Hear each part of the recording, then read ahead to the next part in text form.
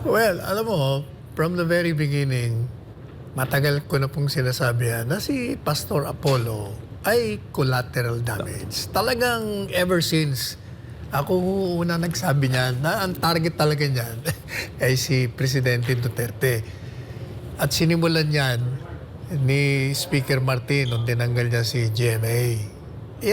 That started the whole thing eh. Kasi kung ang target mo si Duterte, kailangan sisirain mo yung mga pundasyon, mga alliances niya. So, inumpisahan kay GMA, alam naman natin na suportado ni GMA ang Pangulong Duterte. At malapit na kaalyansa ni BP Sara. So, sinira niya yun. Pagkatapos, dumiretso na yung mga kaalyado niya kay BP Sara.